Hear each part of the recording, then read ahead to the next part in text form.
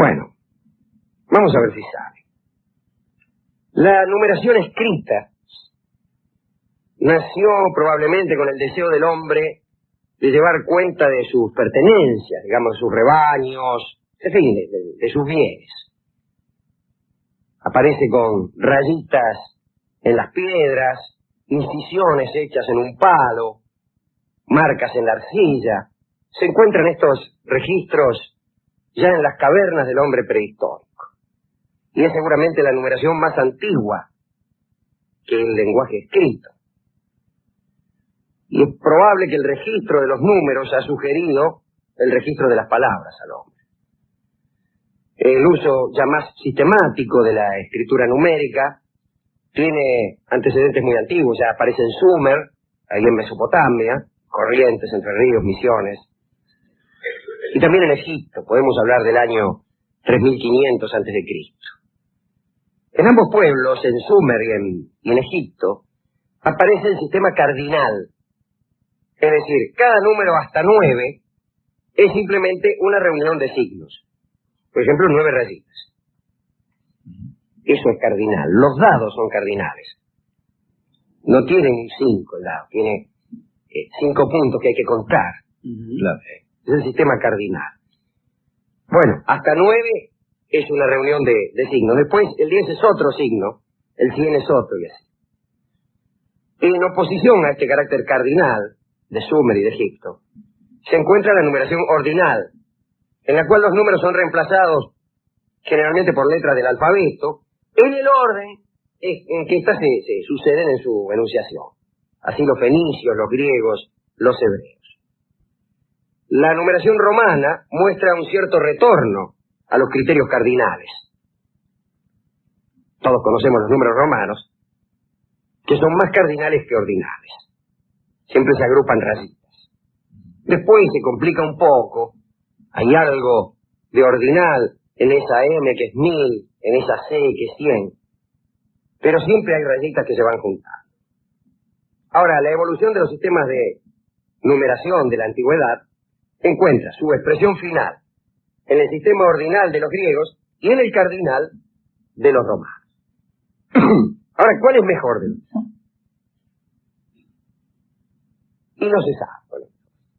Pero si se trata de establecer cuál de los dos es mejor para calcular, tampoco sabemos. ¿Hasta qué punto se adaptaba cada uno de estos sistemas a las operaciones aritméticas? Y en verdad ninguno de los dos era capaz de crear una aritmética eficaz. Y por eso se hicieron escasísimos progresos en el arte de calcular en la antigüedad clásica. Escasísimos. La dificultad de los cálculos era enorme.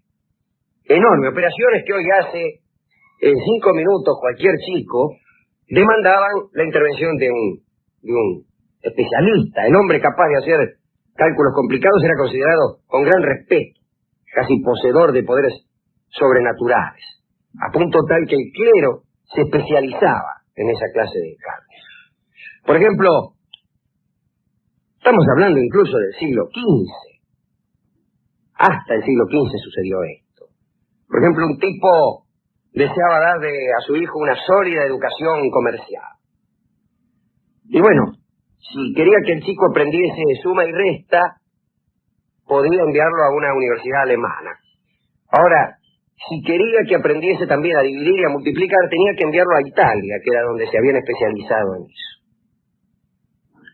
¿Y cómo es que se multiplicaba o se dividía con aquellos números? La multiplicación no era más que una serie de duplicaciones.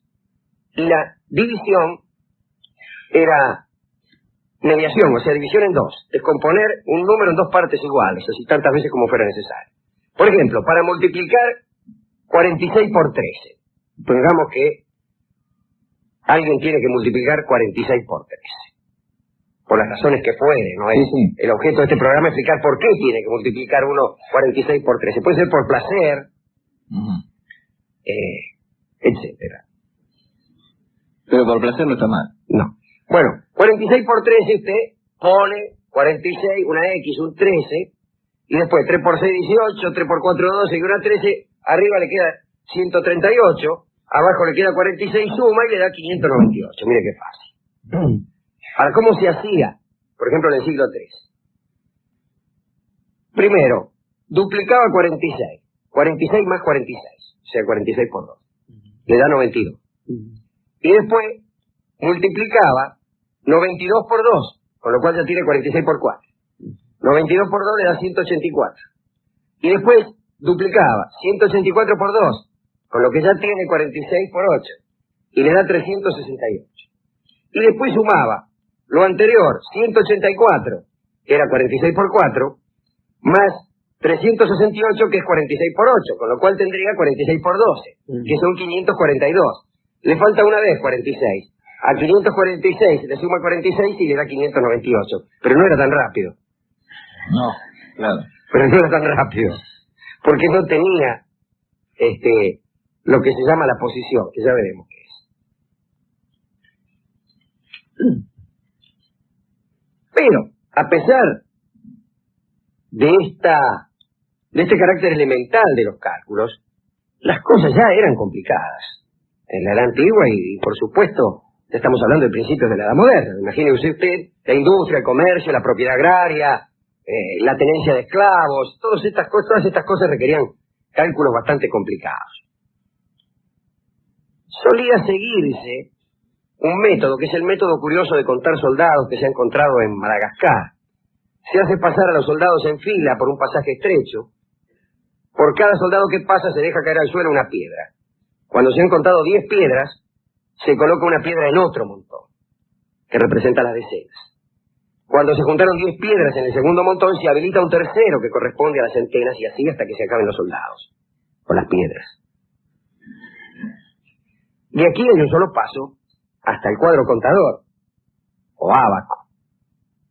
Ustedes saben que es un cuadro plano dividido en columnas que representan un orden decimal distinto. Unidades, decenas, centenas, etc. El cuadro está provisto de fichas para indicar el número de unidades en un cierto orden. Por ejemplo, para escribir 574 hay una columna con 4 fichas, hay otra con 7 y hay otra con 5. Y esto no está mal. Aparece pero no está mal, pero no permite hacer cuentas. Permite contar, pero no calcular. Y aparece un desconocido hindú que traslada el ábaco al papel, a los números. Es decir, descubre el principio de posición. Sin este invento, ningún progreso en la aritmética era posible. Costó muchísimo descubrirlo. Y sin embargo uno tiene la sensación de que al primer intento por trasladar esta realidad del contador, del ábaco, al papel, es inevitable toparse con esta idea, pero no, parece que no era tan inevitable porque, por ejemplo, los grandes matemáticos de Grecia no lo vieron.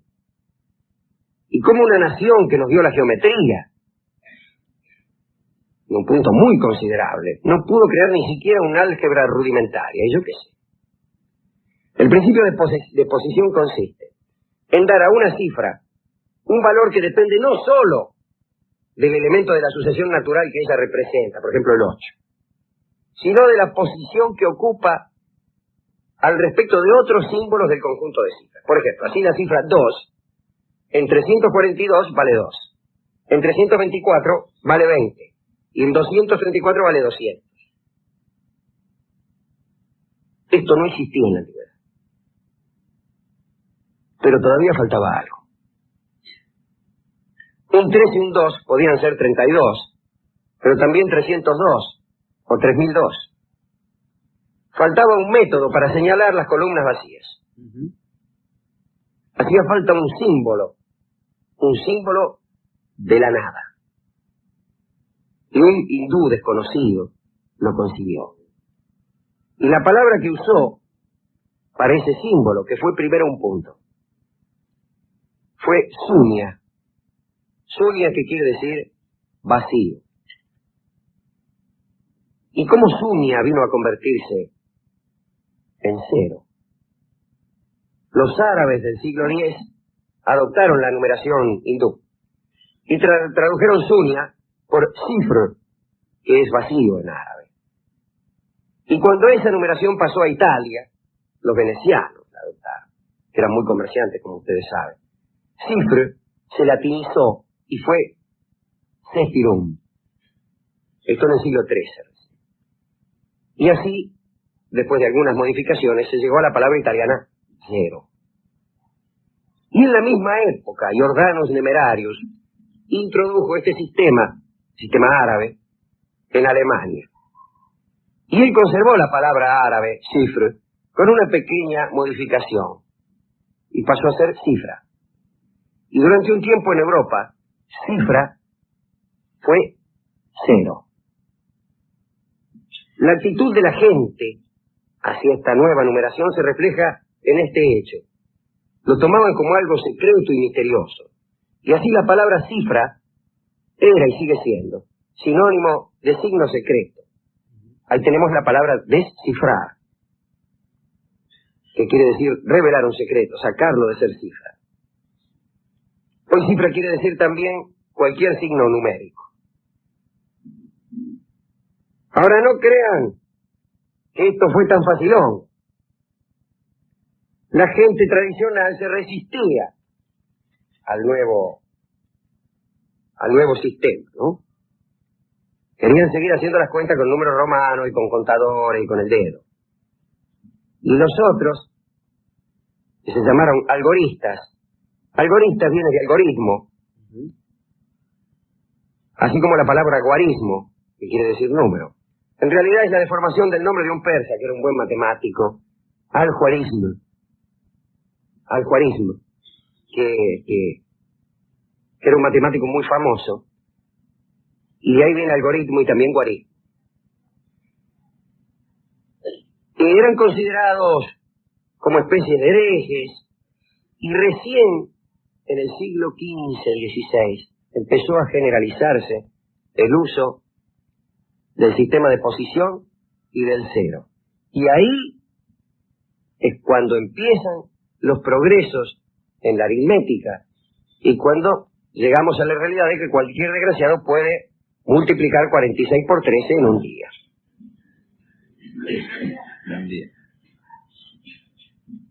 Esta es la historia del cero, de la cifra. Viene de la India. Fue primero un punto. Es ahora un círculo. ¿Y a quién dedicar esta breve recordación de una historia científica? Bueno, a los arduos calculistas, disculpen el palaje, de los siglos que precedieron a este invento, esos tipos que tenían que multiplicar 46 por 13, aún por placer, y que se pasaban todo el día, a los calculistas, a las víctimas de los errores de los calculistas. Claro.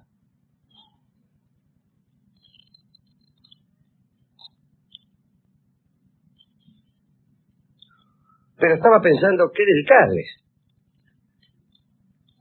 Donde hay una canción que cante al cero, ¿qué poetas se han preocupado de cantar al álgebra y a sus logros?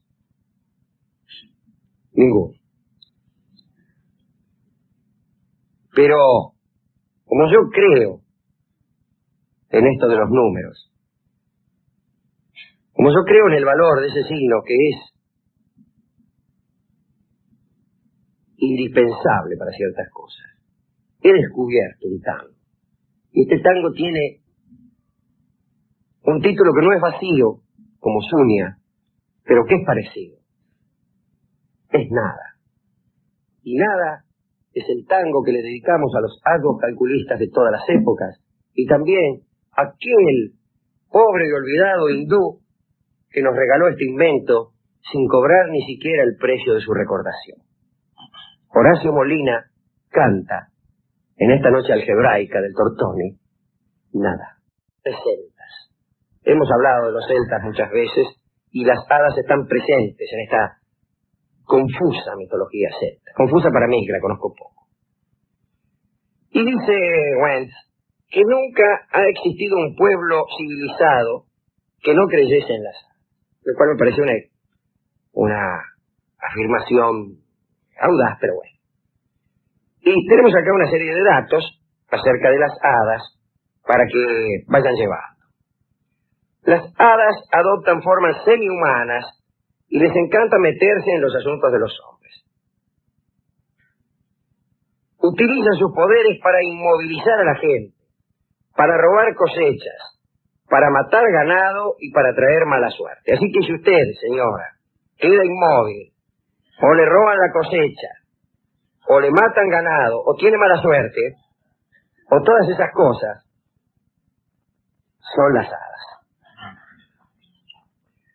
La aparición de ciertas hadas anuncia la muerte. Hay algunas hadas que son buenas y que ayudan un poco, aunque no hay hada que sea del todo buena. Y hay hadas malísimas.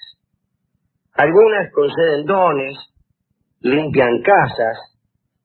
¿A usted nunca le ha ocurrido, señora, por ejemplo, volver a su casa y hallarla limpia?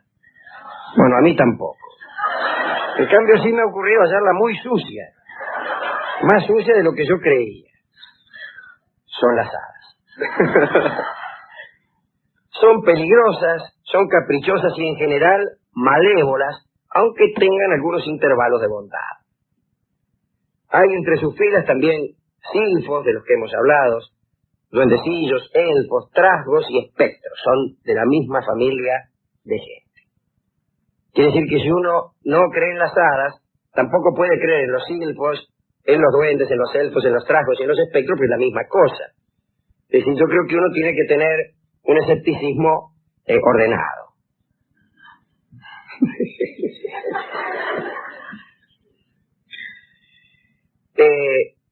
Desde luego el lugar donde han tenido mayor éxito las hadas es en las Islas Británicas.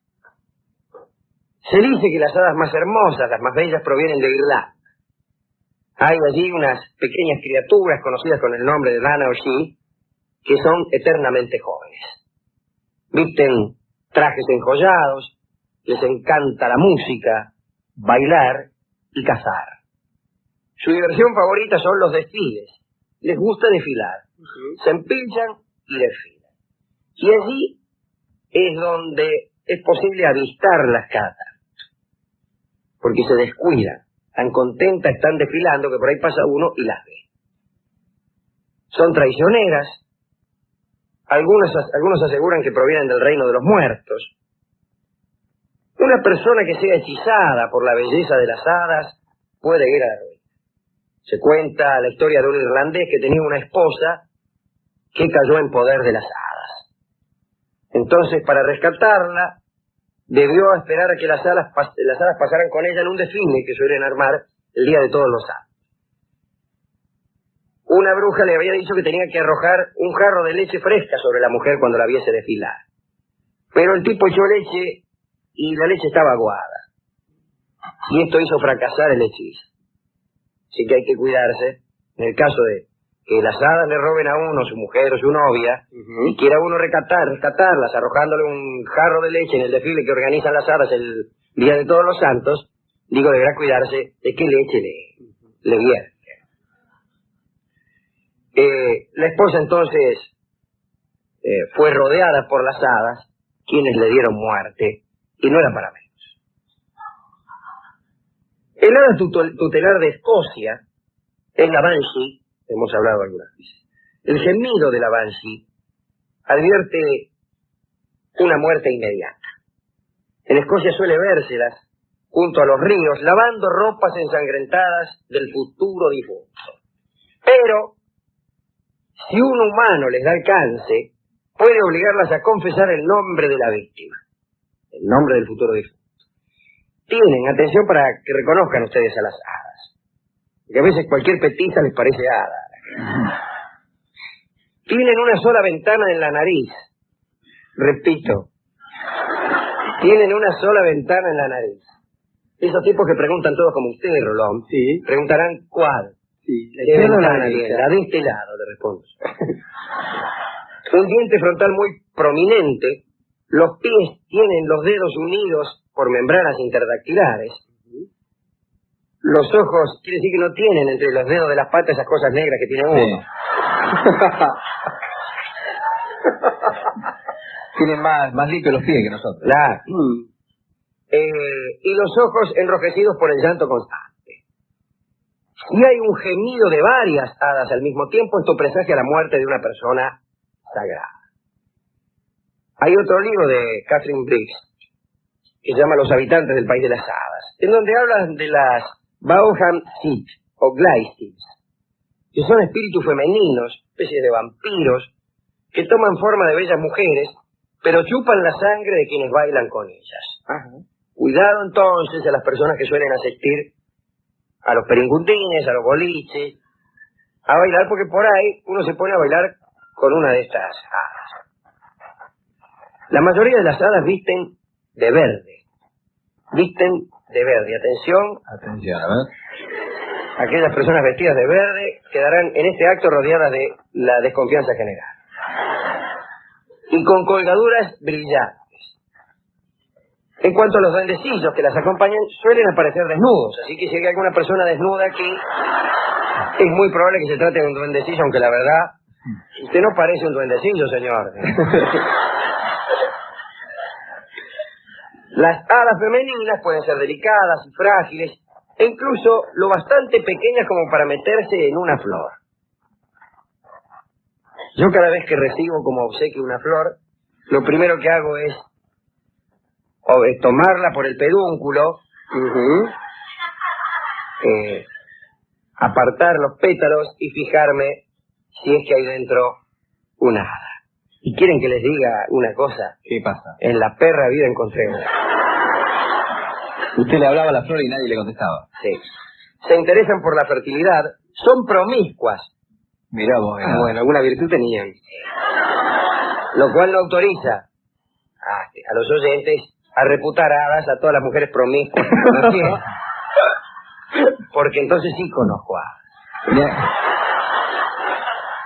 Ni aunque estén vestidas de verde. Se interesan por la fertilidad, ya lo he dicho, nacen, he aquí un problema. Nacen relativamente pocas hadas. Y las que nacen son enfermizas. ¿Qué consecuencias se puede sacar de esto? Y que hay una dificultad de población. Y esto da lugar a un hábito desagradable. Afanan recién nacidos y dejan a cambio una criatura tonta. Las que les nacen enfermizas. Entonces, ellas roban un recién nacido rozagante y sano y dejan una criatura de las hadas que ha nacido medio pachucha. Entonces, dicen en las Islas Británicas, los padres deben pegar mucho a la criatura que ha nacido así. Mire qué crueldad, ¿no? Porque esa crueldad hace que las hadas devuelvan a la criatura que han robado. Mire qué horror. Bueno, están muy preocupadas por engrosar sus filas las hadas. Capturan madres en periodo de lactancia para que alimenten sus retoños enfermizos. Capturan jóvenes para que les sirvan de novias y de novios. Muchachos fuertes, porque hay hadas y hados. Claro. Aunque hado está mal, el hado es el del tigre. Detestan a los espías, Rolón, y a los fisgones. Les causan la ceguera. Son durísimas con los ladrones. Sonríen ante los que tienen una naturaleza libre, abierta y generosa. Se disfrazan y visitan a los hombres para probarlos.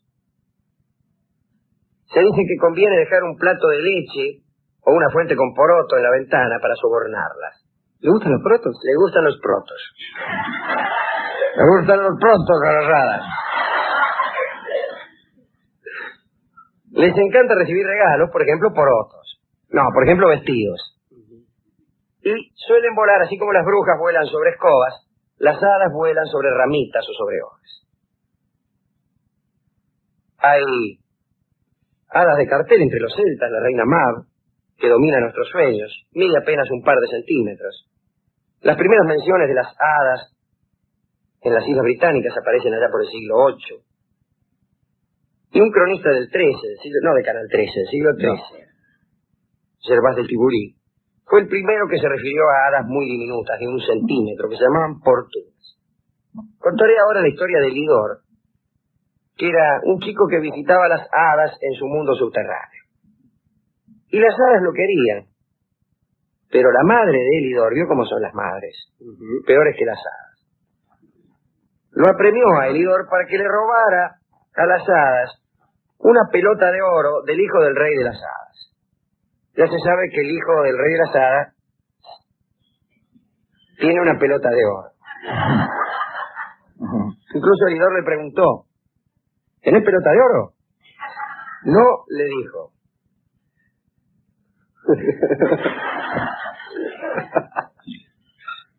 Pero cuando le estaba afanando la pelota de oro al hijo del rey de las hadas, las hadas lo vieron.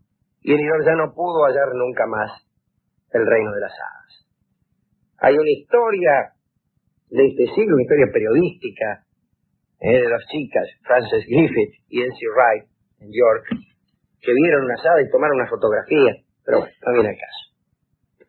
En la Edad Media las veían como ángeles rechazados por Dios, que no eran ni tan buenos como para el cielo, ni tan malos como para el infierno. Casi hombres, digamos. Sí. Me acuerdo de las hadas de la Bella Durmiente, ¿se acuerdan? Sí, que eran unas cuantas. Unas 7 eran, que habían prometido a la chica la belleza, la bondad, cada una un don. Una le prometió la belleza, otra la bondad, otra el canto, otra la inteligencia, la poesía, el baile y el don de lenguas. Y estaba el hada que no fue convocada, que fue la que la condenó a morir pinchada por una aguja. Sí, sí. Recuerda que entonces el rey abolió las agujas y las máquinas de coser. Pero esas aboliciones son siempre imperfectas. Y así sucedió lo que sucedió. Finalmente, el reverendo Robert Kirk escribió, obviamente es escocés, ¿no? Kirk es inglés, es church. Escribió un libro, estamos hablando del siglo XVII, finales del siglo XVII, acerca de las hadas, y como reveló allí sus secretos, las hadas lo raptaron y nunca más fue visto. Hay muchas otras cosas que yo podría decirles acerca de estas pequeñas criaturas, pero yo no quiero correr la suerte de Kirk. Hace bien. Aparte, ¿por qué va a andar revelando cosas de ella? Es cierto. Si hay una cosa que nunca he sido es alcahueta. Ahí está. Bien, ¿a quién dedicar entonces este limitado paseo, deliberadamente limitado paseo al reino de las hadas? No sé. No sé. Se le ocurriría a una persona tierna. Digo, personas tiernas son esas que tienen en su casa pósters del Principito y almohadones en el suelo. Saumerio. Y saumerios. Y muebles de caña. Nuestro siglo ha emparentado la ternura con el mal gusto, de un modo que no alcanzo a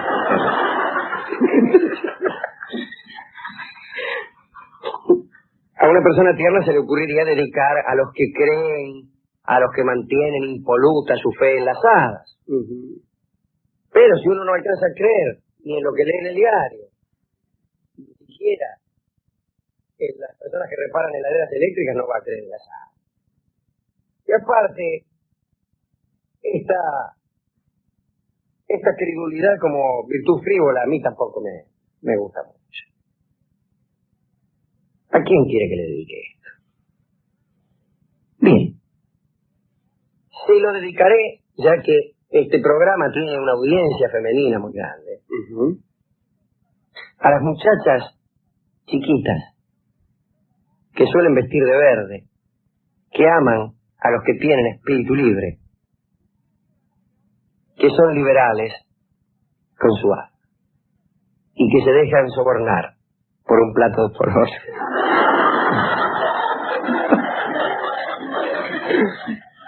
Para las petizas, que son, si bien yo no creo en las hadas, sí creo en las petizas.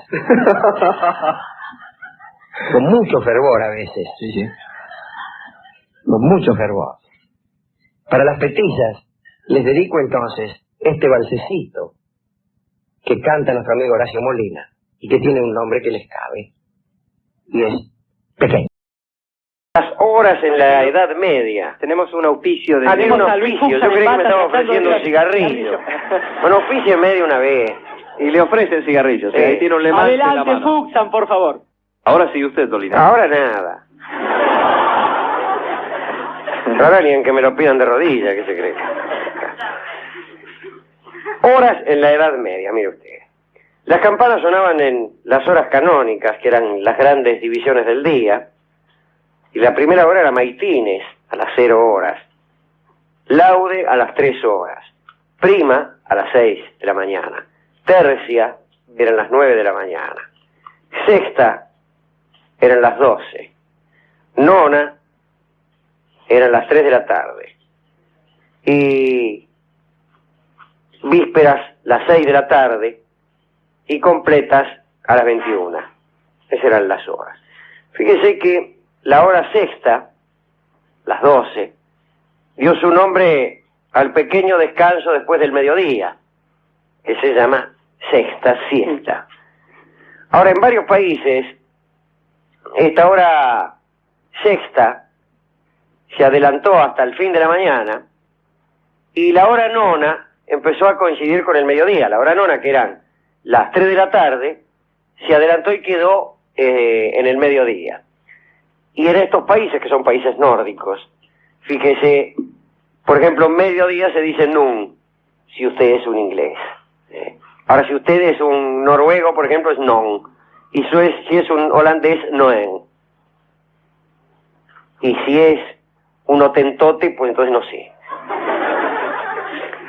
Ahora, ¿cómo medían las horas? En general, puede decirse que era bastante más exacta la clepsidra, es decir, los relojes de agua, que son los que usaban los musulmanes. Se cuenta que Harún al-Rashid, nuestro amigo, le dio a nuestro también amigo Carlomagno una clepsidra, y que a partir de ahí empezaron a usar la clepsidra en Occidente. Pero es mentira. En general usaban el cuadrante solar, el reloj de arena, las candelas, unas velas, 3 por noche. Y también los Padres Nuestros. Tomaban el tiempo a los Padres Nuestros e iban midiendo el tiempo. Era una cosa muy poco exacta. Ahora, los musulmanes usan otra historia, ¿no? Alguna vez hemos hablado de los 5 oficios por día que fueron negociados por Mahoma con el mismo Dios. Allí, cuando Mahoma visitó el cielo, pues le preguntó a la divinidad cuántas oraciones por día iban a ser necesarias. La divinidad le dijo, creo que 50 o 500, una cosa así. Entonces Mahoma pidió menos. Tantas veces pidió hasta que quedaron 5 solamente. Y la primera es antes de la salida del sol, y es tal vez la más importante. Recuerdan ustedes al almuédano, que llama a los fieles desde lo alto del minarete. Minarete quiere decir faro. Pero faro en el sentido del faro por antonomasia, que es el faro de Alejandría, y que era igual a como son ahora los minaretes, que sirvió de modelo a todos los minaretes que en este mundo serían. En realidad, el almuédano que llama a los fieles antes de la salida del sol, en general es elegido ciego. Algunos dicen que para que no pueda tener una información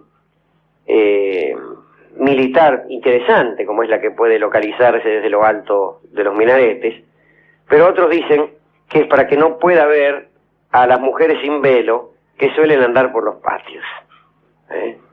Bueno, la mayoría de las mezquitas tenían mecanismos hidráulicos de gran precisión. Los árabes, el Islam era mucho más preciso en la medición del tiempo que el Occidente. Bueno, ¿le gustó esto de las horas? Sí, lo que pensaba es que a los efectos de la vida cotidiana, Alejandro, esto pone en evidencia la patraña esta de la organización de los horarios, la necesidad de la puntualidad, etcétera. Digamos que hay pocas cosas que merezcan un horario tan preciso fuera de estas cosas canónicas. Hay 3 o 4 momentos importantes en el día y el resto es basura. Quiero decir, la organización de la Edad Media era harto más lógica que la que tenemos hoy en día. Posiblemente. Bueno, un momento que requería mucha precisión era la última campanada del Ángelus, particularmente si usted era comerciante en París, Claro. porque a esa hora se cerraban todos los comercios de París. Estaba absolutamente prohibido trabajar a la luz de las velas. El pretexto era que, como la iluminación era escasa, la obra resultante debía ser fatalmente mediocre. Pero en realidad lo que se buscaba era evitar incendios.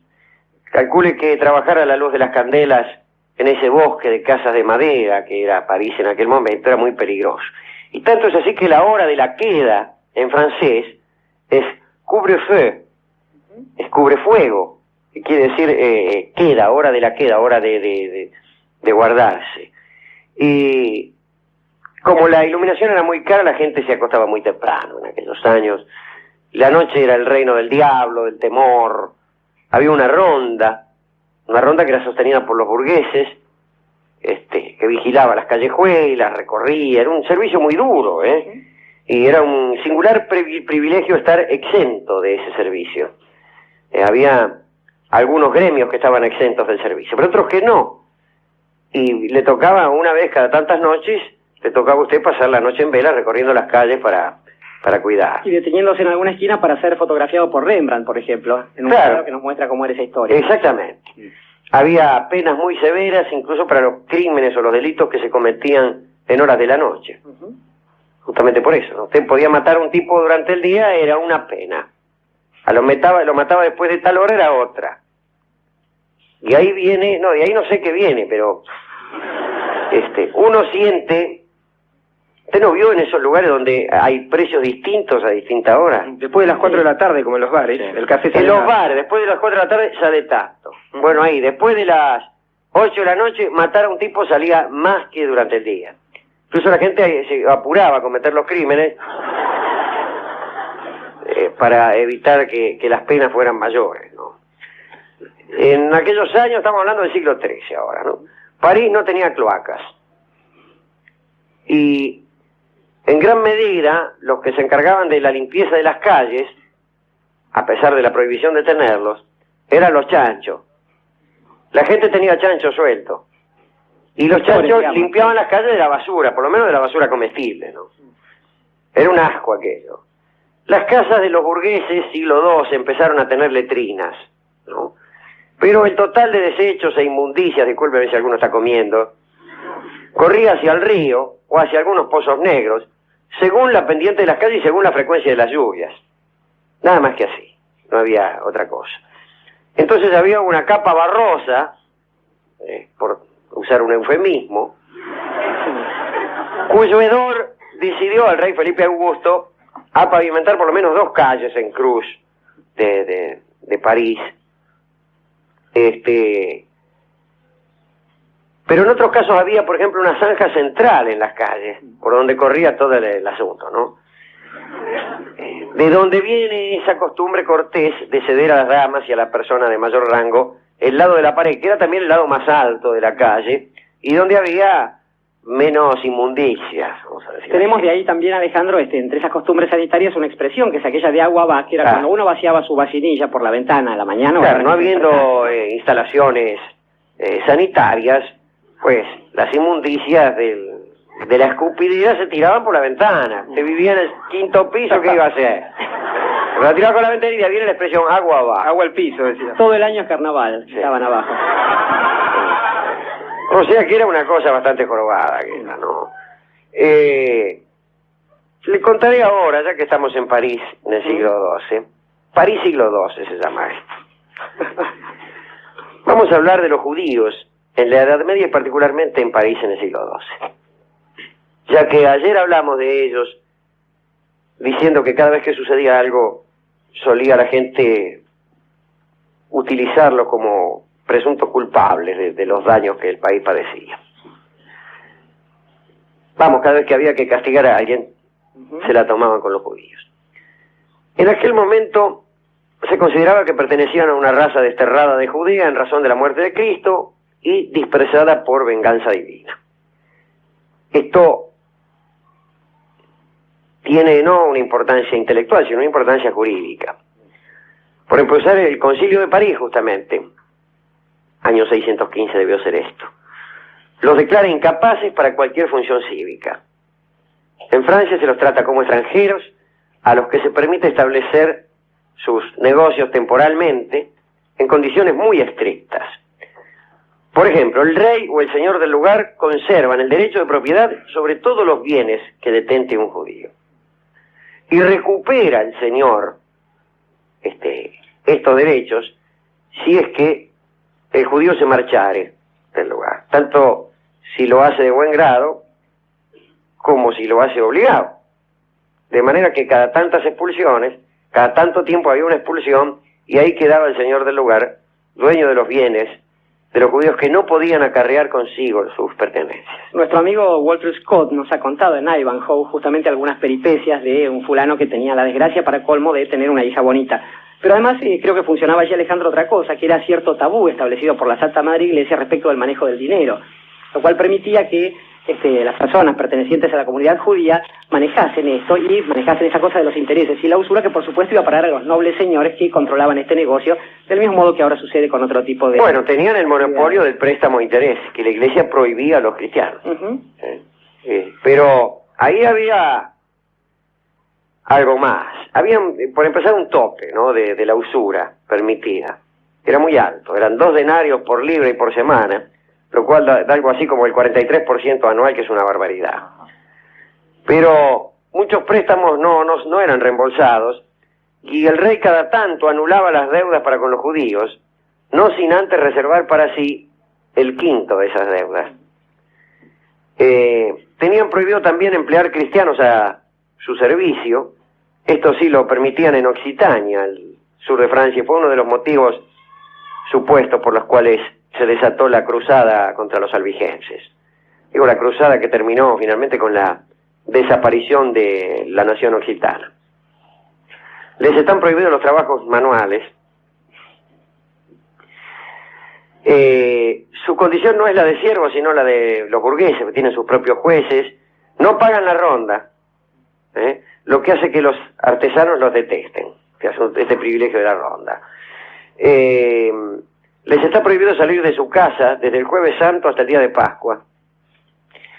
El concilio de Béziers, 1200 y pico, ¿no?, los obliga a llevar el disco amarillo y un sombrero amarillo puntiagudo. De todos modos, el rey San Luis hizo los primeros esfuerzos, digamos, de integración, pero unos esfuerzos muy pálidos. Las grandes persecuciones contra los judíos eran precedidas de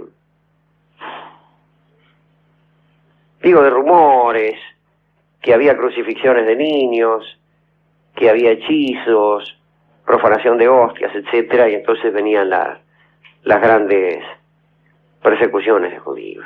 Así vivían los judíos en la Edad Media en París y en realidad en toda Europa, ¿no? En algunos lados les iba peor que en otros. Recuerden que en España tuvieron que irse redondamente, ¿no?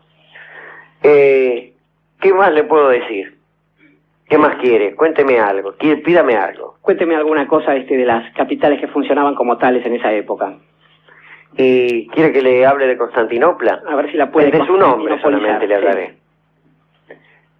Ustedes saben que Constantinopla antes era Bizancio. Y después se llamó Constantinopla cuando en el año 330 el emperador Constantino fundó allí su capital, ¿no?, su nueva Roma. Y los griegos, que eran los que vivían ahí, a la ciudad le decían polis, como los latinos urs para decir Roma, o los ingleses town por decir Londres. Y los griegos de los suburbios decían, voy a la ciudad, upago eis tempolin, upago eis tempolin, o tempolin. Y los turcos unieron y mezclaron esas palabras, y surgió de estas tres últimas, Eistenpolin, Istanbul, nombre que en un primer momento se refería a los suburbios de Constantinopla y después redondamente a toda la ciudad, ¿no? Así que mire de dónde sale la palabra Istambul, que es como se llama hoy Constantinopla. Y ya que estamos en palabras, la última cosa que tengo para hoy es una palabra muy linda que es bandera, bañer, en francés, que viene de una palabra introducida por los invasores germánicos, que mire qué suerte tuvo, y la palabra es ban. Y ban, por ejemplo, era el bando, la proclama, pero también indicaba una jurisdicción. El ban de un señor era la jurisdicción, el área de influencia de un señor. Salieron de allí innumerables giros. Bans de mariage, que es las amonestaciones maritales que suelen ponerse todavía en la puerta de las iglesias. Ban quiere decir también aplausos. Y ban es el redoble de tambor o el toque de corneta que inicia un desfile o que lo clausura. Y el asunto de bandera viene porque cuando se celebraban las bodas de oro de un noble, se convocaba a la totalidad de los caballeros del feudo, para festejar las bodas de oro, ponele, de los abuelos, qué sé yo. Y a todo ese cortejo, ese grupo formado por los señores feudales, o los caballeros del feudo, mejor dicho, se le llamaba bagneur, y un término que también designaba a la enseña que usaba el señor de ese lugar. Los que se apartaban de la bagneur, del grupo, eran bandits, eran bandidos. ¿De dónde viene que bandido y bandera sería obvio, sin embargo no parece tanto? Y actuaban desde luego en bandas, ¿no? Y eso justificaba que se los pusiera en el bando, que los ponía fuera del ban, o sea, de la jurisdicción. Y eran desterrados, llamados bañí. Y hay otro término más, que es banal. Banal, común, trivial, designaba al horno o al molino del señor, donde todos molían sus granos. Vamos, el horno común, el horno de todos, el horno banal, después trivial, vulgar, común, ¿no? ¿Te gustó? Me gustó. Pensaba, para completar esto, también un refrán que definía cuál era la mirada sobre la riqueza en esos tiempos que usted estaba describiendo. Y el refrán decía que hay tres cosas pequeñas que hacen la grandeza de los hombres y del mundo de los hombres, que son el hilo delgado, que brota de las ubres de las vacas y que nos da el alimento, el pequeño brote de trigo que también nos da el alimento y que surge de la tierra antes de convertirse en una espiga, y después el delgado hilo que las mujeres trenzan en la rueca. Fuera de esto, decían también en medio de ese refrán, el resto son pavadas, y que en ese punto estaba la comprensión de un mundo que, creo, Alejandro, ha sido tan miserablemente malentendido, que se suele pensar en esta etapa como una etapa negra que precede al Renacimiento. Yo creo que en esa oruga... No, en absoluto. En esa oruga maravillosa, anidan buena parte de las cosas que todavía nos siguen interesando, antes de que apareciese la forma más fatua de Occidente, que fue sí la mariposa del Renacimiento. Y entonces, como algo que vuela para unir estas cosas aparentemente inconexas que hemos dicho hoy, hay una especie de mariposa que viene a darle un sentido. Sí, y vamos a poder sumarle justamente a esta dedicatoria tan dispersa que hemos tratado de trabajar hoy, una persona que trajo algunas telas en un viaje que hizo, un hombre de la Edad Media, uno de los hombres más importantes de la Edad Media, uno de los hombres preclaros de esa época, que trajo mariposas bordadas en seda. Este hombre creo que es el dedicando perfecto para esta noche, se llamaba Marco Polo. Se llamaba Marco Polo y fue el que viajó a la India, el que comunicó la existencia a la India no, a la China, también estuvo en la India, desde luego, el que comunicó a la Europa occidental la existencia del Oriente, que en ese momento estaba muy separado, absolutamente separado. Las caravanas no se comunicaban en forma directa, algún día explicaremos esto. Y explicó las grandezas de la China a un occidente que se maravilló. Y debió ser muy grande la China, porque en realidad lo que conoció Marco Polo ni siquiera fue una dinastía china. El imperio chino había caído en manos de los mogoles hacía ya bastante tiempo y estaba en absoluta decadencia. Lo que vio Marco Polo fue la decadencia de un gran imperio, y aún esa decadencia lo impresionó tanto. Y ante esa decadencia se maravilló el Occidente. Y este es un hombre perfecto también para dedicarle esta inconexa serie de relampaguitos de la Edad Media.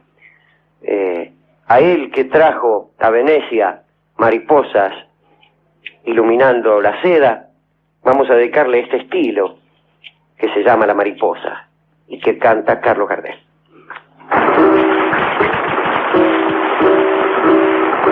Tiene muy lindo color la mariposa liviana. Miren tanto la mañana, la estrella tiene fulgor.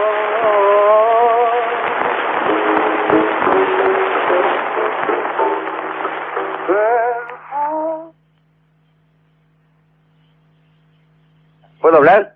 Hola. Y quiero pedirle disculpas a los oyentes. No es nuestra idea de la difusión de este maravilloso tesoro que es la canción criolla argentina y las grabaciones de Carlos Gardel, hacer arqueología.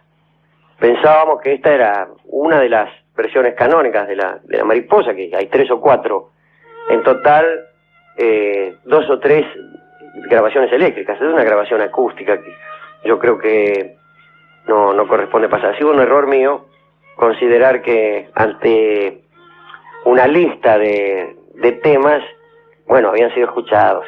No es así. Ya que hablaba de la Edad Media, Alejandro, tratemos de hacer... Sigamos hablando, mientras ustedes elijan cualquier otro tema. Ha sido un error mío, porque efectivamente La Mariposa tiene muchísimas versiones, una de las cuales es acústica del año 1914 o 15. Por ahí tiene su interés como pieza histórica, pero para difundir en este programa, en que por ahí una de nuestras ideas es mostrarle a los chicos cosas que están bien, no me parece lo más adecuado. Te decía que de todos modos, ante un episodio como este, ya que estábamos medievalizados, seguramente lo que habría sucedido inmediatamente después de comprobar el fenómeno era intentar exorcizar a nuestro operador, por ejemplo. Quiero decir, cuando aparecía una voz ajena a aquella que se esperaba, esto denotaba claramente la presencia del demonio, el famoso don de lenguas, que era lo que originaba buena parte de los procesos. Claro, es totalmente posible que nuestro operador Yo creo esté que endemoniado. está totalmente poseído. Pero bueno,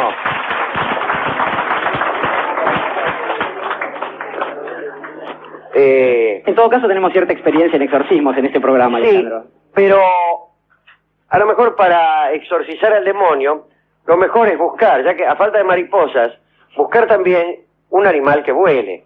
¿De las aves que vuelan? Un animal que vuele. ¿Y cuál es el animal que vuela que se opone naturalmente por definición al demonio? El ángel no es un animal. A ver, ¿cómo es?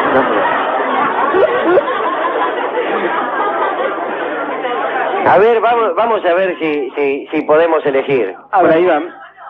Y desde luego es una paloma. Como que además la paloma Es la imagen. es la imagen misma del Espíritu Santo. Así que podríamos ver qué pasa con palomas para exorcizar al pobre Les que está ahí con el demonio adentro. Mire, no sabe aquel que nunca dejó su alma en la distancia, al pesar. Sí, que al alma impone un duro rigor. Que viene Entonces, del heladero. Así mágicamente podemos decir, a falta de mariposas, buenas son palomitas blancas. Que ahí van. Ahí se va, Fuxana. Apagó el pucho en la alfombra de Radio Continental. En el micrófono me parece que lo apagó. Y lo vieron. Bueno, ya saben ustedes lo que pasó en París en el año 1307. No se habla de otra cosa en la calle.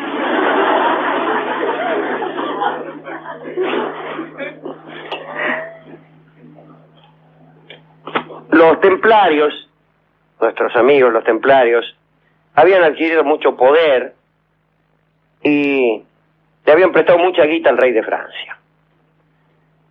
Y el rey de Francia estaba celoso, por un lado, del poder de los templarios, lo mismo le ocurría al Papa, y por otro lado estaba temiendo que se le vinieran encima los vencimientos.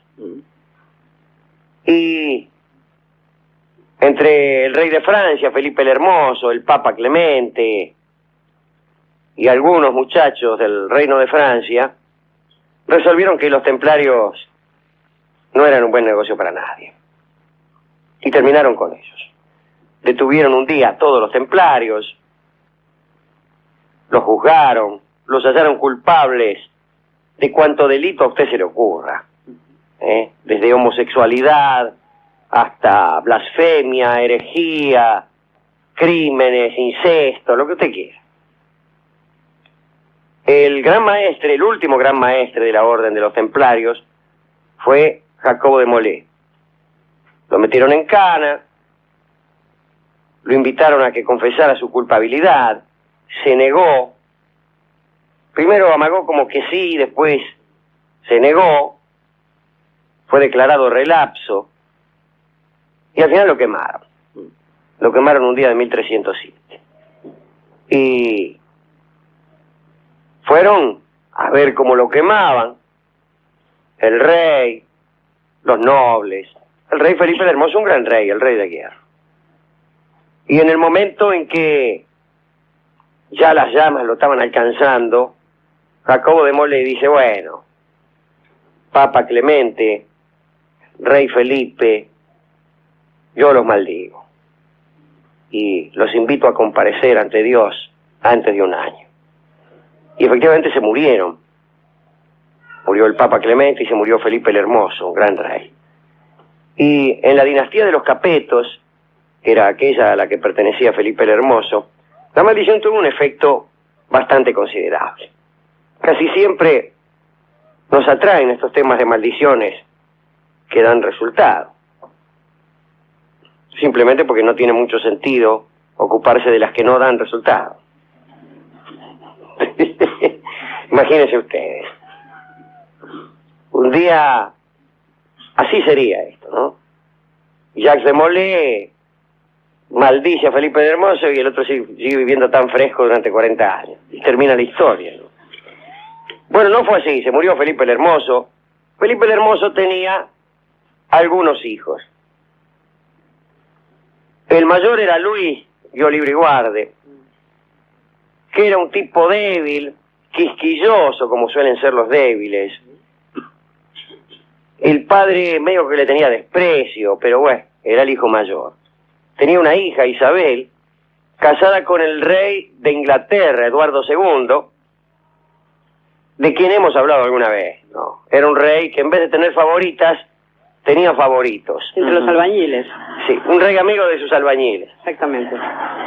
Un rey que construía mucho y pues simpatizaba, mientras inspeccionaba las obras que él mandaba construir, confraternizaba con los albañiles, era muy amante del fratacho. El otro hijo era Felipe, un muchacho alto, y el otro era Carlos, conde de la Marche, otro tarambana. Felipe no, Felipe era un tipo mesurado. Bueno, se muere Felipe el Hermoso, accede al trono Luis X, lo casan a él y a Felipe con dos chicas, no se corta esta historia. Isabel, la hermana, les tenía bronca a sus dos cuñadas y descubre que las dos le metían los cuernos a los dos hermanos con dos señores, dos escuderos de la corte, encerradas en la torre de Nesle. Y un día les da la Canaveri, las encierra, las manda a encerrar en un castillo, el castillo Galar se llamaba, uno que había construido Ricardo Corazón de León. Bueno, la mujer de Luis se muere. Quizá la matan, seguramente la asesinan. La mujer de Felipe sobrevive y Felipe la llega a perdonar. Pero la maldición sigue adelante porque al rey Luis no le va muy bien tampoco. Era un mal rey realmente. No tenía sucesión. Se casa después con la reina de Nápoles. La reina de Nápoles queda embarazada. Pero antes de nacer su hijo, alguien le envenena las garrapiñadas al rey de Francia y el rey de Francia se muere. Le gustaban las garrapiñadas. Ahora escúcheme, ¿no? Rey de Francia ir a comprar garrapiñada y al 11. Con el tipo con la los tipos que maquinita. están ahí con el tacho. De qué se debe. Pero bueno, no importa quién fue. Yo sé quién fue, pero no vale la pena. Vamos a lo de otra cosa. El rey se muere y queda embarazada la chica esta. Ahora bien, si el hijo era varón, sería rey. Y si no, le tocaba a Felipe. El chico nace, pero muere al año. Muere al año. Algunos dicen que algo raro hubo ahí también. Y aparece Felipe. Aparece Felipe. Algunos decían, no estaba tan claro que tenía que ser Felipe. Pero Felipe hace unos tejes-manejes, se acuerda de los salios. Los salios eran unos antecesores de los francos que no permitían reinas. Bueno, gracias a eso, a que no había reinas, la sucesión cae nomás en Felipe. Y Felipe además tiene otra habilidad. Hace elegir papa a un amigo de él. Están todos en Siena, reunido el concilio ahí, y no consiguen elegir papa. Hacía meses que estaban ahí, pero largos meses, y no se ponían de acuerdo porque los cardenales franceses apuntaban para un lado, los italianos para el otro, había varios bandos y no se ponían de acuerdo. Se verá ahora la importancia de los albañiles también en esta historia. Exactamente. Entonces, Felipe un día, de arrebato, manda a los albañiles a que tapen todas las puertas del lugar. Y mientras tanto dan una misa, esto para que estuvieran distraídos los cardenales. La misa parece que dura muchísimo, pero nunca terminan de cantar. Bueno, cuando terminan de cantar, aparece un militar y le dice, bueno, muchachos, de aquí no sale nadie hasta que no elijan papa. Esta es la última puerta que queda, las demás están todas tapiadas. Y no lo dejan salir. Entonces, había un amigo de Felipe, del rey Felipe, que era un cardenal peticito y muy viejito, y que se hace el enfermo. Durante todo el concilio se hace el enfermo, escupe, se descompone, tose. Se hace el moribundo incluso. Se hace el moribundo. A veces se queda en la cama, llama a los médicos, que me muero, y lo eligen papa a él. Y se lo elegimos a este revienta enseguida, y por lo menos nos dejan salir. Y el tipo fue papa durante 25 años.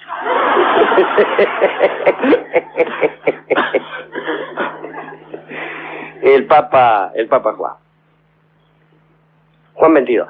Bueno, este era Felipe.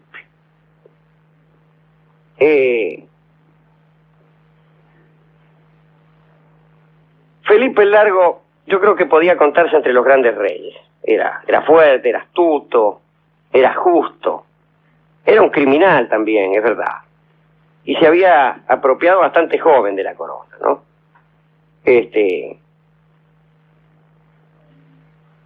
Bueno, todo parecía bien. Tiene un hijo también Felipe. Se hace con la corona, le nace un hijo de aquella mujer a la cual él había perdonado, pero el hijo se le muere a las 3 semanas. Sigue la maldición. Y viene el verano y llega el hambre a Francia. Empieza el hambre. Ciudades cubiertas de cadáveres. Y después, como una secuela del hambre, un viento demencial. Aparecen jóvenes y muchachas que vienen del campo, que tienen entre 15 y 20 años, que dejan de golpe su familia, sus pueblos, y se reúnen en bandas errantes, van descalzos, sin dinero, sin alimento, como si fuera una cruzada. Hemos hablado hace poco de la cruzada de los niños, que surgió de improviso. Esta también, pero es la cruzada de los desposeídos, de los que nada tienen. Parece que esto nace también de los restos de los templarios, porque eran muchos templarios que habían escapado a la cárcel, a la tortura, o a quienes la cárcel y la tortura habían convertido en sujetos que andaban por ahí medio locos. El deseo de venganza, o la nostalgia del antiguo poderío, en fin, lo habían hecho fanáticos y también temibles. Estos también andaban por ahí en esas bandas. En realidad, Alejandro, lo que sucede es bastante parecido a una historia que usted contó hace no demasiado tiempo, que es el proceso que siguen los gladiadores, que lo siguen a Espartaco, digamos, gente que pierde todo el lugar social y no tiene más remedio que volverse vagos y mal entretenidos, como ha pasado en nuestra propia campaña aquí en la patria, y arrastran entonces el descontento de un pueblo hambreado, ¿no? Ahora aparecen en estos grupos también unos predicadores que empiezan a arrastrar a toda la juventud de Francia. Decían que iban a Tierra Santa, pero en realidad lo que querían era causar la ruina del reino de Francia y también del papado.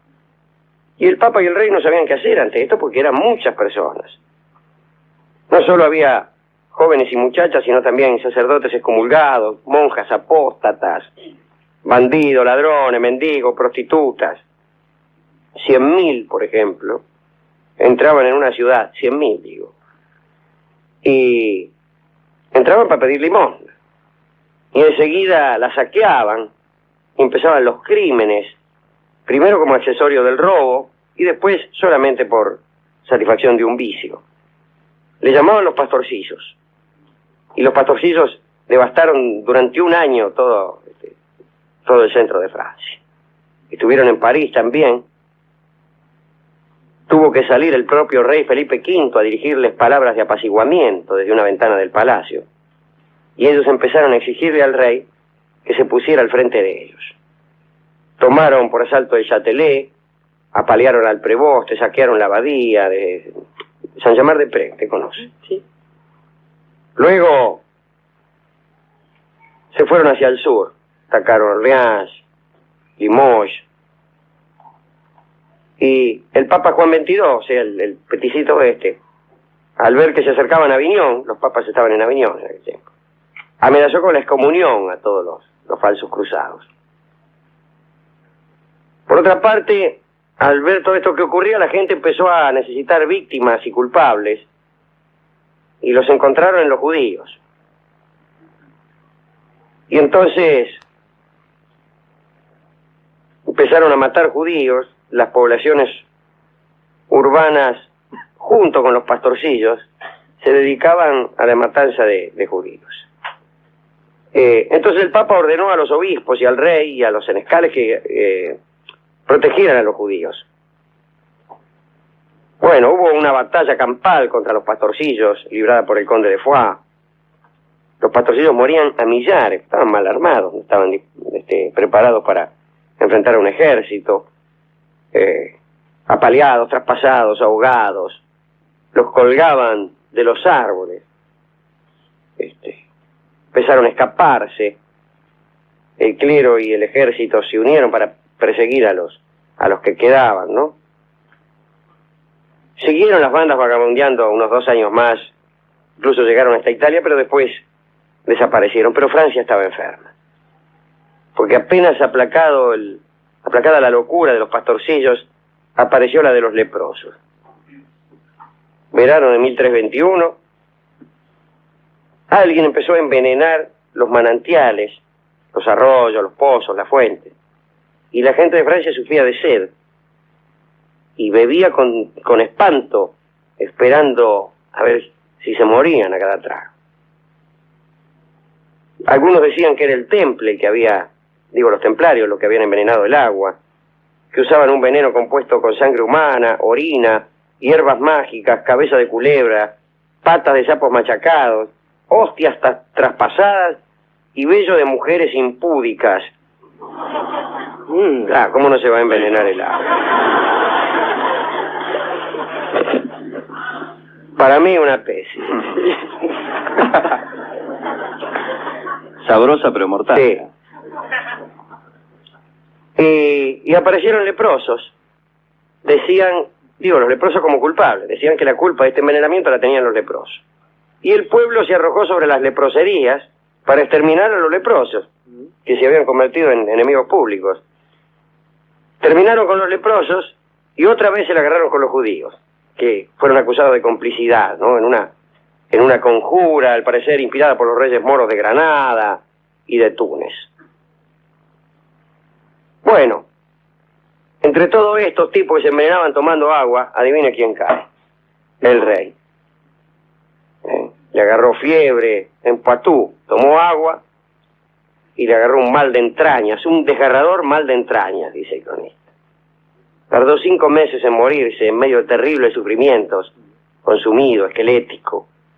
Todas las mañanas hacía abrir las puertas de su habitación, ahí en Longchamp,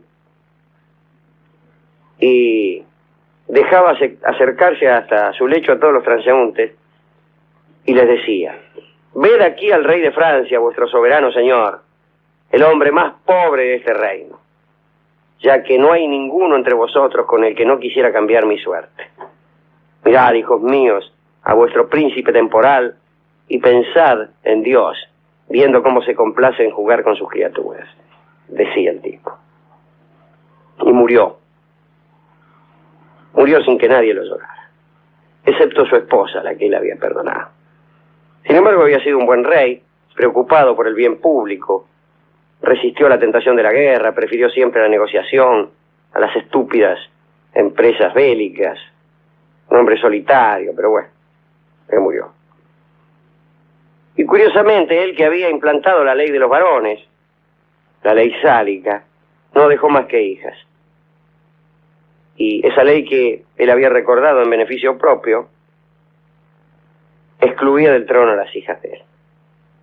Y la corona venía a recaer otra vez en el otro hermano, Carlos de la Marche, que era muy lindo. También le decían el hermoso, lo mismo que a papá Felipe. Pero era lo que tenía de hermoso, lo tenía de Longipietro, porque era muy gil. Y bueno, ahí todos los varones, los parientes, me imagino Carlos de Valois, Roberto de Artois, todos esos le cayeron encima y lo dominaron. Mientras tanto, en Inglaterra, la otra hermana, Isabel, casada con un hombre vicioso, también padece la desgracia de verse repudiada, humillada. Así que no le fue nada bien a los hijitos de nuestro amigo Felipe el Hermoso. La maldición de Jacques de Molay alcanzó al pueblo todo de Francia, a la corona, a los capetos, hasta prácticamente el fin de su dinastía. Se me dirá, a cómo venían las cosas, por ahí no hacía falta maldecirlos. Le diré, bueno, está bien. Pero algunos reyes como Felipe V tenían condiciones realmente y fueron víctimas de la desgracia. Ahora, ¿a quién dedicar esta recordación de una maldición efectiva? Algún día tenemos que hablar acerca de la preceptiva de las maldiciones, cómo se debe hacer una maldición. Pero no sé, porque si no, uno les enseña y después te maldicen a vos y toma, no de nada eso. Sin embargo, Alejandro, yo creo que antes de pensar en los dedicandos posibles de este tramo, es menester aclarar que nos agarra cierta nostalgia por ese tiempo donde la palabra tenía una consistencia mucho mayor que quizás que la de algunos actos. Esto es, donde una maldición operaba realmente como una amenaza, un cachetazo o un desafío con un ejército frente a las puertas de una ciudad. Digo, nostalgia por ese valor de la palabra y porque además los tiempos garantizasen que cuando una palabra estaba empeñada se cumpliese no solo a partir de la decisión del hombre que emitía esa palabra, sino por las fuerzas mismas de la tierra. Digo, nos da nostalgia ese tiempo. La otra cosa que es menester aclarar también es que los dedicandos no necesariamente son héroes que funcionen aquí como númenes de este programa, sino gente que por algún motivo se merece ese lugar.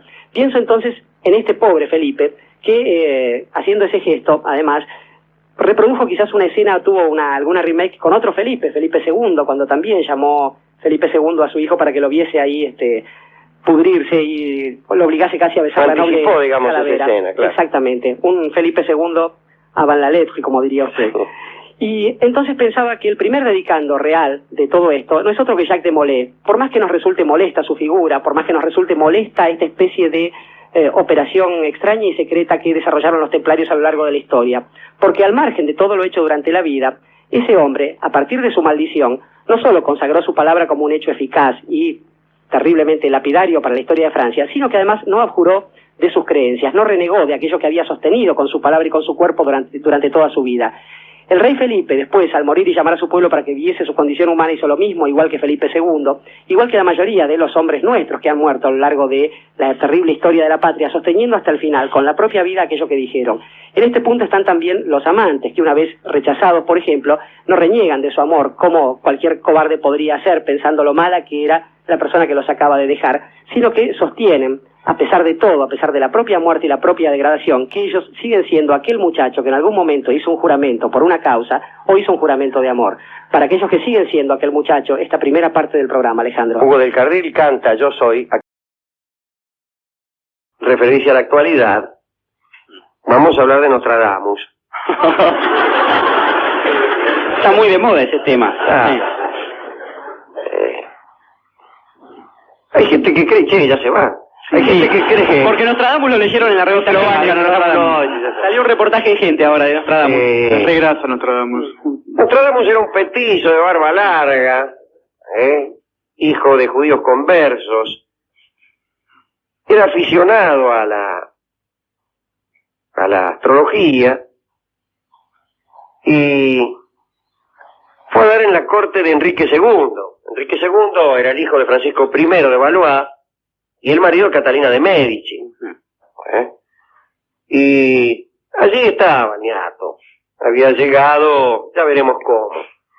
Pero el gran empujón del diablo se lo da una profecía que él hace acerca del rey Enrique, que dice, creo, así.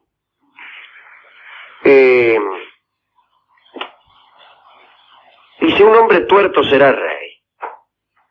El joven león vencerá al viejo en el campo de batalla, perforará sus ojos en su jaula dorada, y habrá 2 heridas y una muerte cruel. Y lo que sucedió, lo hemos contado varias veces. Enrique II va a unos juegos que hay, eso como unos torneos, unos torneos de esos que el tipo se va a caballo con la lanza, como jugaban antes, ¿no? Como Ivanhoe. Sí. Y estaba, bueno, el conde de Montgomery, y lucha con Enrique. Él era más joven el conde que Enrique. Y sin querer le ensarta la lanza a través del casco dorado, justamente, de la jaula dorada, y se lo ensarta en un ojo. Y también lo hiere en la garganta, así que es verdad, hubo 2 heridas. Y también hubo una agonía cruel, durante la cual Enrique II fue el único rey tuerto que tuvo Francia. Sobrevivió 10 días a esa espantosa herida, tuerto, y fue el único rey tuerto que tuvo Francia. Quiere decir que acertó este muchacho Nostradamus. En realidad se llamaba Michel de Notre Dame, y pues la iglesia lo odiaba, los campesinos también lo odiaban porque pensaban que esa profecía había sido como una maldición, pero bueno, Catalina, la mujer de Enrique, lo protegió, él se quedó en la corte. ¿Pero quién era este tipo? Él había nacido en 1503, esto fue en 1559, esto que acabamos de decir, digo mientras sigue yendo la gente. Es por el tornado, por eso. Sí. Estudió medicina, interrumpe sus estudios porque había una peste espantosa, y mientras todos los médicos cuando ven que viene la peste salen rajando, dice, che, viene la peste, y los médicos dicen, sí, y rajaban primero. Los médicos de los niños primero. Claro, porque ellos sabían de qué se trataba. La gente ignorante no, porque sabía que la peste, y se me hacen agarrar a mí. Bien. Pero los médicos que sabían que el que le agarraba la peste perdía, te morís. Salían rajando y iban a otro lado donde estuvieran todos sanos, ¿no? Pero él no, apostolado. Nostradamus. Y se quedaba, empezó a curar gente, pero era un buen tipo, parece, dele curar gente, ahí qué sé yo. Se casó con una mina muy hermosa, tuvo un hijo y una hija, y justamente se le mueren, la mujer y los chicos, de un rebrote de la peste. Entonces después dice, a mí no me agarran más con esto de la peste, qué sé yo, y se fue a vivir a Avignon, donde se casó con una viuda que le dio 6 hijos, y no se le murió de peste. Y ahí empezó a estudiar las artes místicas, o las artes mágicas, o esas cosas, sobre las que algún día tendremos que hablar. Algún día que puede ser Yo el otro día le dije, así al pasar, y aprovecho para dejarle otro toque de costado, que cuanto más leía acerca de la magia, cuanto más averiguaba, cuanto más me asomaba a este mundo, menos respeto le tenía. Siempre aparecía el truco, finalmente. Sí, no solamente que siempre te aparecía el truco, es que era demasiado sencillo. Más Como bien dijo usted, cosa de rústicos, no cosa de sabios, ni cosa de barrocos, ni cosa de espíritus retorcidos. Por el contrario, cosa de espíritus demasiado elementales. Casi siempre aparece, lo que bien dice Fraser en su libro, que es la magia simpática o la magia simpatética, aquello según lo cual, aquel pensamiento según el cual todo lo que está en contacto con algo durante un tiempo prolongado mantiene después características de aquello con lo cual estuvo en contacto, aún después de haberse producido la separación. Por ejemplo, no lo toqué mucho a Dorio, entonces. No lo toqué mucho a Dorio. Estoy tocando a propósito, a ver si se me queda pegado. Y las afinidades, a medida que se elaboran las cosas, las afinidades son un poco más sutiles, pero nada más, es el único paso que se da. Después la cosa analógica, que lo parecido obra de forma parecida. Y uno no se contenta con esto. Uno no se contenta. En todo caso, allí donde por ahí uno puede llegar a interesarse un poco más, es con los fenómenos de clarividencia, o digo, con aquellas personas a quienes el futuro parece visitar con antelación. Y eso es distinto. Ahí es donde quizá el criollo que está en busca de algún milagrito puede sentir algún atractivo. Decir, bueno, este adivina, o este ve que tiene alguna forma de conocimiento que no son las tradicionales. Pero ahí tampoco yo personalmente no he tenido eso. También es cierto, Alejandro, que los oráculos, igual que la manera, digo, de los oráculos en la antigüedad clásica, los profetas, por ese estilo, de ese estilo y todo eso, suelen ser bastante oscuros en la formulación de sus profecías, de modo tal que es así, porque según hemos dicho acá, cuanto más minuciosa sea la descripción de lo increíble, de lo sobrenatural, más increíble, más inverosímil resulta. Claro. Cuando usted le describen a un ángel de un modo poético y usted lo cree. Le describen a un ángel y le dicen cuánto mide de estatura y usted ya no lo cree. Cuando usted le dice que un ángel mide un 83 de estatura, usted ya no cree en ese ángel, que cuando era solamente una sensación poética, le parecía a usted existente. Bien, quiere decir que la oscuridad es muy conveniente al oráculo. Diría que es casi indispensable. La ambigüedad y la anfibología, la ambigüedad, eso es un gran imperio caerá, ¿no? Porque la vaguedad no solamente, como dirían los suspicaces, permite defenderse de las profecías erróneas, interpretándolas de un modo que no se convenga, sino también que opera en el que la recibe de un modo mucho más penetrante. De un modo mucho más penetrante. Pero, bueno, empieza este hombre a estudiar esta clase de ciencias y armó un observatorio en la casa, agarró un telescopio, no sé qué, vidrio de eso que había en aquel entonces, no sé qué había. Y él decía que recibía los secretos del cosmos directamente de las estrellas, y empezó primero a publicar unos almanaques donde predecía el clima y las fases de la luna, vamos, y después empezó en ese estilo que acabamos de decir, ese estilo vago de los oráculos, a escribir unas cuartetitas oscuras en donde hacía predicciones, una de las cuales precisamente fue la de 1559, donde pues profetizaba esto tan espantoso que le sucedió a Enrique II. Llegó a escribir como 2000 de estos versos. Los escribía incluso en un idioma no solamente oscuro desde el punto de vista poético, parecían versos, pero no tenían valor como tales.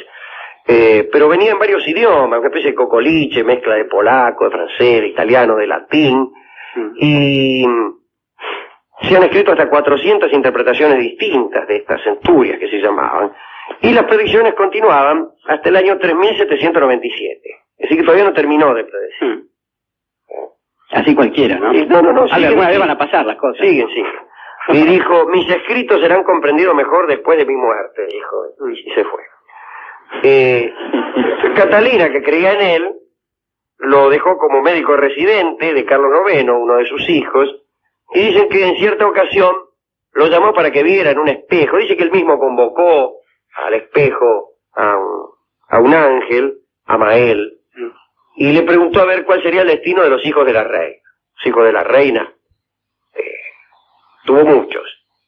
Entre ellos 3 reyes, una reina, 2 reinas, vamos. La mujer de Felipe II también era hija de Catalina.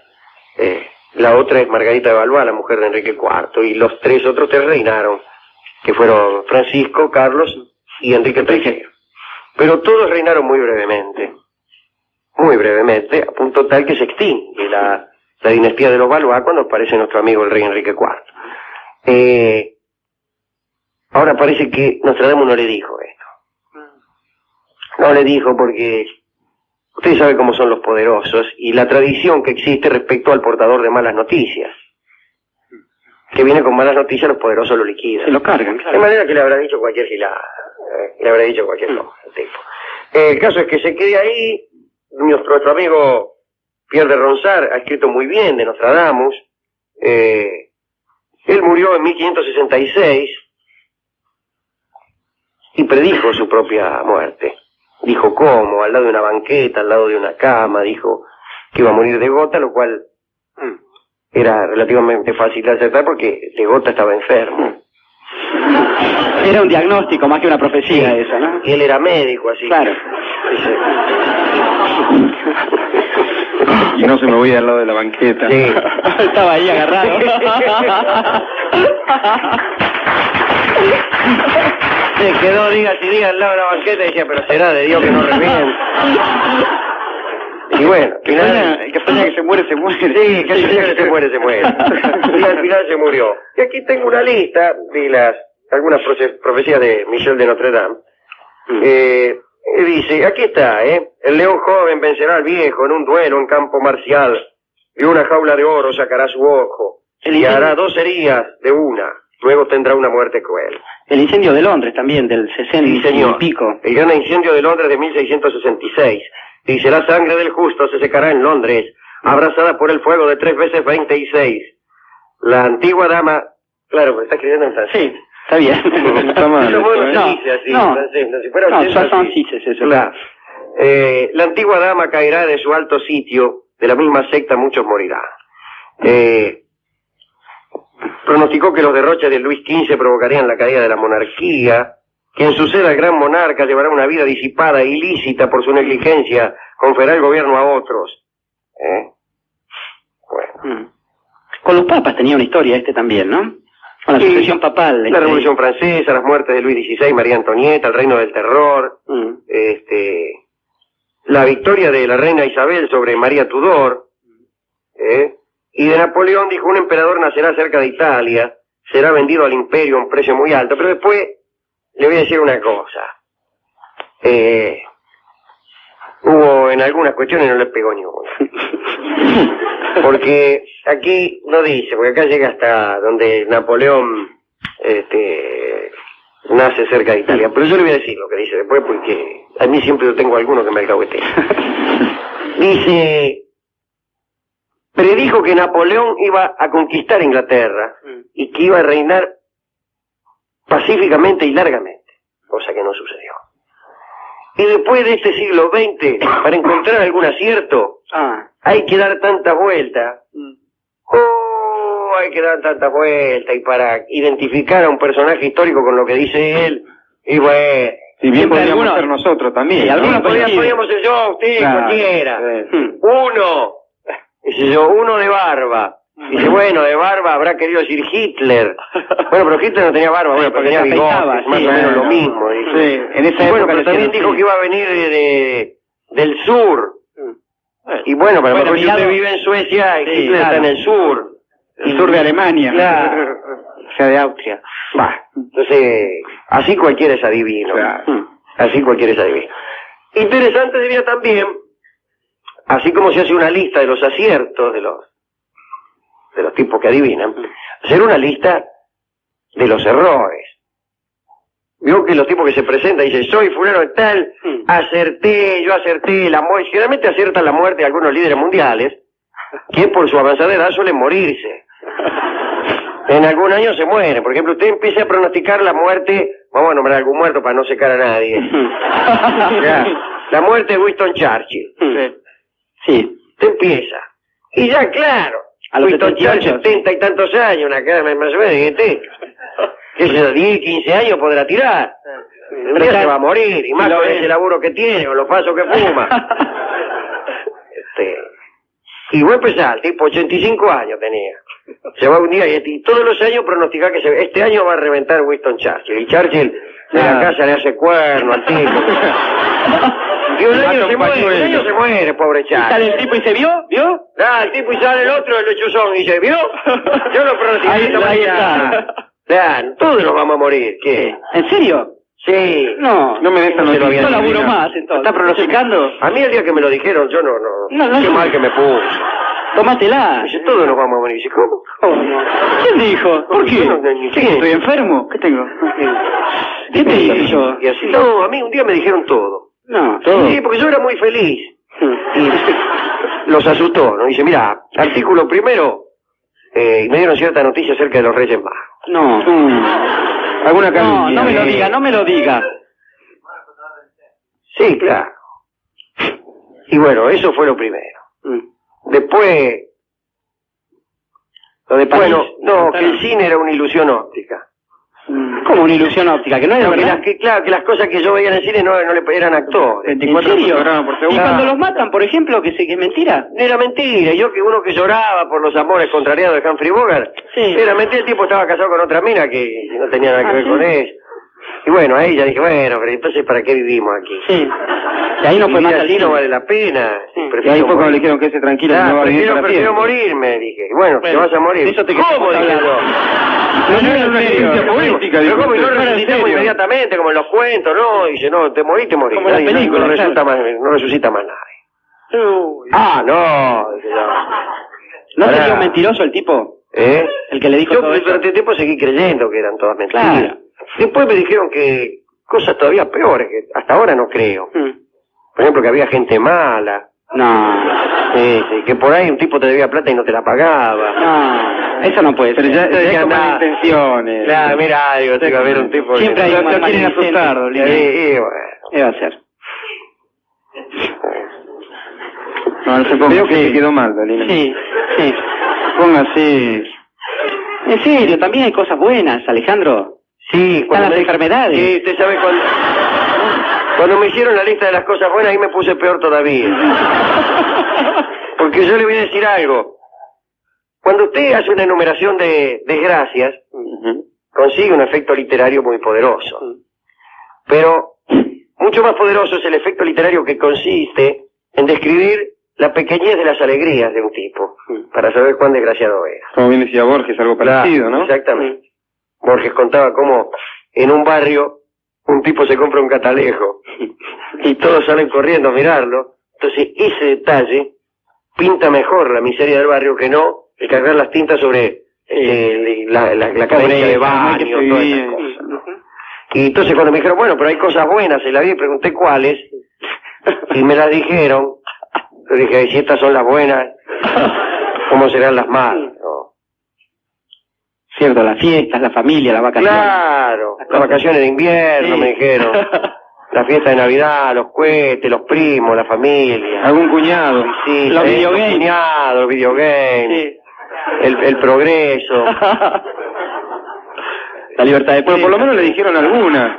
Porque digo que hay veces cuando uno le van a decir que hay novedades, digamos, positivas, cuando uno pregunta cuál, dice, pero dijo que negativo, si no le contestan ninguna. Claro, no contestan Porque ninguna. No tienen en la mano alguna.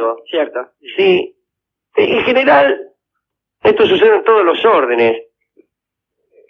En la actualidad, en todos los órdenes del pensamiento. Todos tienen algún tópico de orden general, pero ningún ejemplo que abone ese tópico. Y es mala cosa, ¿eh? Cuando usted dice algo que se trae aprendido, como según los programas de televisión, ¿no? Pero yo me estudio todo antes de ir a un programa de televisión. Y dice, no sé, por ejemplo, sí, porque acá lo que hace falta son ideas. Bueno, aporte alguno. Claro, tenga cuidado porque puede ser que algún periodista malintencionado le pregunte ideas como, por ejemplo, ¿cuáles? Claro. Dice, No, entonces usted dice, bueno, no importa, sería muy largo enumerar. Mentira, no tiene ni una tiene cinta. ¡Ni una! ¡Ni una! No tiene ni una, no que tiene poca. No tiene ni una. Ideas que ayuden, dice. No, claro. No hay ideas positivas, hay que aportar a la televisión, hay que aportar ideas positivas. ¿Sí? ¿Cuáles? ¡Ay, dice el tipo! también. ¡Mentira! No tiene ninguna el tipo. Pero se sabe que un periodista no le va a ir a preguntar eso. Un periodista tiene que ¿cómo no? preguntar- Yo si fuera periodista no preguntaría tiene eso que- para tiene que jorobarlo. preguntar cómo empezó, Claro. cómo está su familia y así. ¿Y qué aportaría usted a la televisión? Claro. Cuando el tipo le diga ideas. Bueno, muchas gracias, le dice, Claro, le muchas dice, gracias y se se va. despide. Yo cuando oye hablar de ideas sale Se va, rajado. claro. Bueno, ¿y a quién podríamos dedicar esta charla acerca de Nos Trasladamos? Y De Nostradamus. yo creo que en realidad es bastante complicado dedicarle este tipo de cosas a gente que quizás no haya sido más que un embaucador a la manera de estos Ah, que nos seguramente, lo acosan que- en esta época, ¿no? Que, Pero que es que- proliferan como hongos después de la lluvia. ¿Usted eso no sí. daría Sí, lo que no tengo. por Para- encontrar un sí. mago verdadero? ¿Cómo no? No hay. No hay. Podríamos dedicárselo a esa gente que quedó con alguna sospecha de saber alguna cosa, algunos desde el lado del divertimento, del entretenimiento, como nuestro amigo Houdini, a otros desde el lado del mal, como Aleister Crowley, y a otro desde el lado del bien porque es sobre el que menos se sabe, aquel muchacho que seguramente pertenecía a una secta violenta y que empezó a predicar por allá cuando el Imperio Romano decidía los destinos del mundo. Digo, esa gente que hizo cosas misteriosas y que nunca se alcanzaron a develar. Y para tener a alguien más cercano, a otro habitante de Notre Dame, que nos resulta seguramente más simpático, el muchacho Quasimodo que por lo menos tocaba las campanas y las tocaba en serio. Bueno, para todos ellos, este tango cuyo título es también una sospecha de trampa, naipe marcado. Algunos magos dicen que hacen, adivinan los naipes, pero con Con naipe el mercado, marcado. claro. Así que también me gusta este tango dedicado a un mago, dale.